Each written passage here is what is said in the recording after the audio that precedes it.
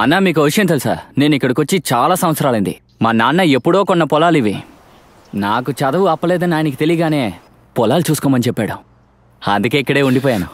ఈయన కొడుకుని ఎప్పుడైనా మా ఊరికి వెళ్తాను. ఇలా ఉండడం బాగుందన్నయ్య, ఒంటరిగా హాయిగా ఉండడం. ఇందాక మీరు అడిగారు కదా, ఈ చుట్టుపక్కల ఉన్న ప్రాంతాలన్నీ నాకు బాగా తెలుసు. కాకపోతే మనకు ఓ ప్లాన్ ఉండాలి. ఏంట్రా దాక్కునున్నావా? నేను నువ్వే కదరా అన్నావు అన్న పెద్ద ఫ్రాడ్, ఆ అమ్మాయిని బాంబేకి తీసుకెళ్లి అమ్ముతారని. నేనా? నువ్వే కదరా అన్నావు. అయితే నేనా ఫ్రాడ్ని?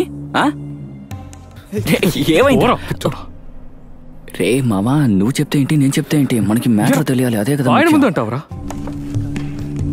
నువ్వు అలవాటు ఇంకా మానలేదా? ఆయనతో కలిసి కూర్చొని తాగి నేను చెప్పిన ఆయనతో అబద్ధం చెప్తావా? పైగా ఆయనతో ఒంటరిగా తాగుతున్నావు. రే కోపడకరా, నీ కూడా మందు కొన్నాను. తమాషా చేయకుండా విషయం అంటే చెప్పు. రే మందు కొట్టడం వల్ల కొన్ని లాభాలున్నారా?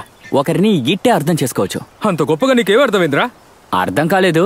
అలాగే ఆయన చెప్పిన విషయాన్ని కూడా నేను నమ్మలేదు. కాకపోతే ఆయన ఫ్రాడ్ కాదురా. ఎనీవే మనం ఆయనకి సాయం చేద్దాం. ఏమన్నావు? ఏం జరిగినా నీకు నేను తోడుగా ఉంటానురా. నేనే ఏదో ఒకటి చెయ్యాలి కదా. నాకు ఇక్కడ పనులు చేసి చేసి బోర్ కొట్టేసిందిరా.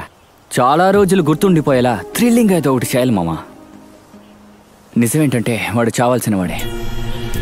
రే వాడిని చంపడమే మన లక్ష్యం. తర్వాత ప్రాబ్లం లేదు. ఇలాంటి వాళ్ళు చనిపోతే వెతుకుంటే ఎవరు రారా.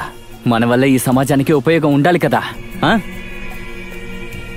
మధ్యలో ఆ పెళ్ళి ఎక్కడి నుంచి వచ్చింది? అదాయన చెప్పలేదా? సరేలే కనుక్కుందాం.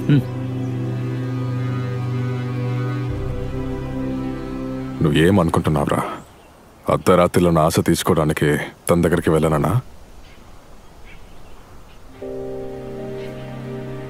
ఈ అమ్మాయి గురించి ముందుగా నాకు చెప్పింది నందకుమారే. జస్లీ చావు ఒక పెద్ద సమస్య అయినప్పుడు స్టీఫెన్ గురించిన రిపోర్ట్స్ ఇచ్చింది అతనే. దానికోసం అతను వైజాగ్ ప్రాంతం అంతా వెతికాడు. మనం వచ్చే దారిలో ఒక ఇంటికి వెళ్ళాం కదా, అతనే నందకుమార్. సరిగా చెప్పాలంటే స్టీఫెన్ ఒక తెలుగోడు, కడపలో ఉండేవాడు. అక్కడి నుంచి చాలా ఏళ్ల క్రితం వెళ్ళిపోయాడు.